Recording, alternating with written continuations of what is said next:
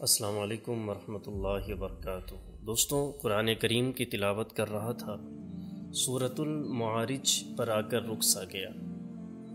بات انسان کے تخلیق کے بارے میں تھی کہ انسان اصل میں پیدا کیسا ہوا ہے۔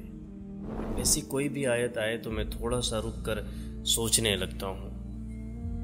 آیت یہ تھی کہ ان الانسان خلق ہلوعا، حقیقت یہ ہے کہ انسان بہت کم حوصلہ پیدا کیا گیا ہے، یعنی ایسا انسان جس میں بے چینی، تشویش یا بے صبری ہو۔ اگلی آیت کچھ اور بھی معنی خیز تھی، اذا مسہ الشر جزوعا، جب اسے کوئی تکلیف پہنچتی ہے تو بہت گھبرا جاتا ہے، یعنی تکلیف پہنچے تو بس انسان یہی چاہتا ہے بس اب یہ رفع ہو جائے، بس کسی طرح یہ تکلیف ختم ہو جائے۔ پھر اور آگے وَإِذَا مَسَّهُ الْخَيْرُ مَنُوعًا، اور جب اس کے پاس کوئی خوشحالی آتی ہے تو بہت بخیل ہو جاتا ہے، یعنی جب اسے کوئی نعمت اللہ تعالیٰ دیتا ہے تو بس وہ یہی چاہتا ہے کہ بس اب یہ میرے ہی پاس رہے، وہ نعمت کسی اور کو نہ مل جائے۔ تو جو رلا دینے والی آیت تھی وہ بعد میں آئی، إِلَّا الْمُصَلِّينَ، مگر وہ نمازی ایسے نہیں، یعنی نماز پڑھنے والے لوگوں کے علاوہ انسان کی حالت اسی طرح کی ہے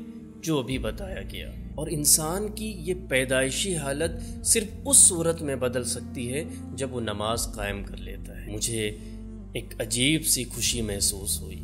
میں پہلی 3 آیت پڑھ کر بڑا حیران ہو رہا تھا کہ اللہ تعالیٰ اپنے ہی بنائے ہوئے انسان کی خامیاں بیان کر رہا ہے، لیکن إِلَّا الْمُصَلِّينَ پڑھا تو دل مطمئن سا ہو گیا، کیونکہ ان کمیوں اور خامیوں کو پورا کرنے کے لیے اللہ تعالیٰ نے ایک راستہ رکھا ہوا ہے کہ اگر کوئی نماز قائم کر لیتا ہے تو ہلوعا، جزوعا، منوعا، ان حالتوں سے وہ باہر آ سکتا ہے۔ یعنی نماز کی برکت سے جب اس کے اندر سے گھبراہٹ، بے چینی، پریشانیاں، انزائٹی، ڈپریشن، یہ ساری چیزیں نکال لی جائیں تو اس کے اندر کیسی وسعت اور کشادگی پیدا ہو جاتی ہے، کیسے وہ خوشحال ہو جاتا ہے، انسان کی طبیعت کتنی ہلکی پھلکی ہو جاتی ہے، اور اس کے دل پر بوجھ ڈالنے والی چیزیں کس طریقے سے غائب ہو جاتی ہیں۔ بے شک نماز ایک عظیم نعمت ہے۔